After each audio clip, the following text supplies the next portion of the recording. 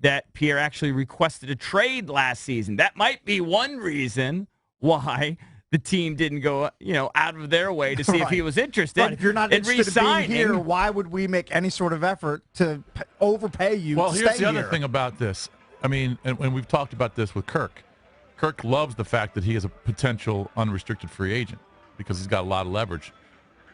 I mean, unless Pierre really wants to stay here, is not open to any other teams, he should be relishing the fact that he's an unrestricted free agent. And he had a good year last year. Right. That he's going to have 4, 5, 6, a handful of teams that are going to be interested in him. And with the salary cap going up, he's due for a raise. I mean, he just is. Doesn't he want multiple offers? You would think. So I don't know why he's fretting over the fact that the Skins haven't talked to him.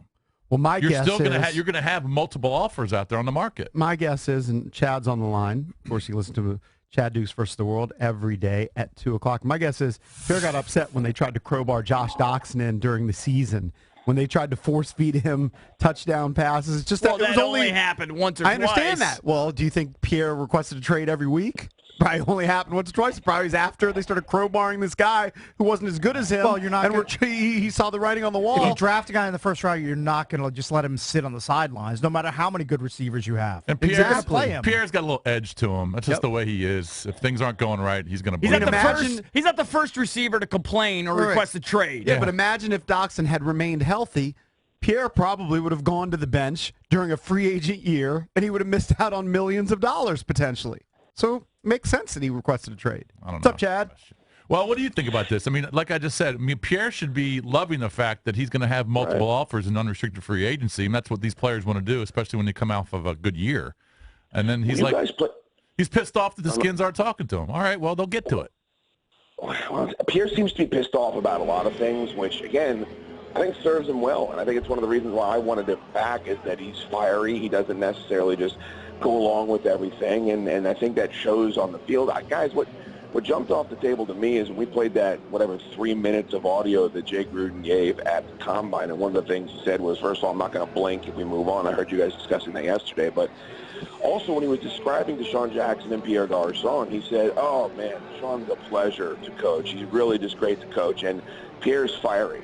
You're like, oh, okay, so one of them is a pleasure to coach and one of them isn't. I don't think it was really a trade secret that him and the coach weren't necessarily having the greatest relationship, but I also don't think it's that big of a deal for a wide receiver who got brought in the way Garcon did to be frustrated with the situation. I'm sure Andre Roberts was frustrated when he thought he was going to be a number 2, and Deshaun Jackson came in. So none of this is all that surprising to me. And I don't think that him requesting a trade, which he did, should stop the Redskins from pursuing him or stop anybody from pursuing him, because if you're going to put up with the antics of all these other diva wide receivers, to me, this is about a 4 out of 10 as far as something that would be irritating to an organization.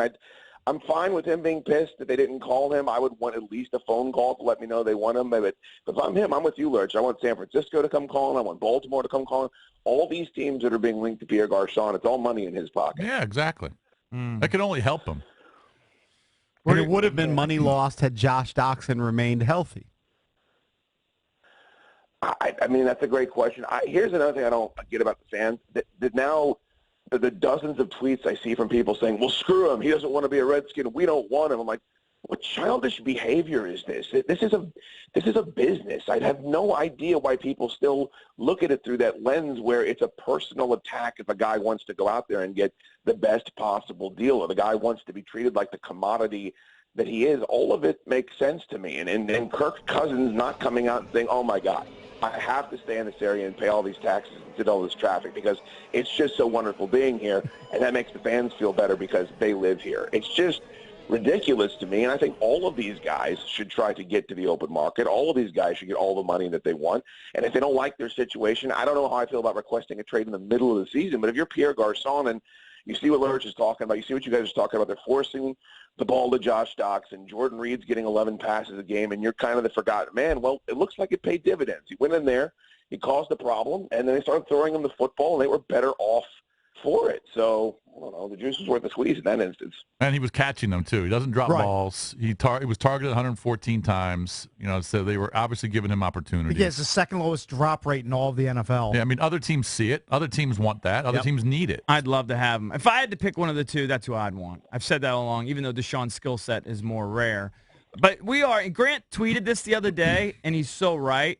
We are very close. Now, I actually think I'm in the minority, apparently. I think they're going to come together on a deal with Kirk at some point. But we are looking at a scenario where you could lose your quarterback. You've already lost your play caller, right? You could lose your top 2 receivers. They have, as far as I know, they're not any closer to any deal with Vernon Davis. You could lose your second tight end, who's a valuable commodity in this offense. I mean, that was the one part of this team that was good. Do you know what I mean? Well, of course, it all starts with Kirk. I mean, if he goes, then it doesn't matter if you're keeping Pierre and. But even if you keep Deshaun. Kirk, if you've lost your 2 top receivers and your play caller and your second string tight end, you already lost your. Well, I guess Lichtensteiger. That's a lot of. There's a lot of things that can happen there. I mean, I wouldn't. I don't think they're going to lose Kirk. I could see. I don't think they are either. Yeah. But I do think they're going to lose both receivers.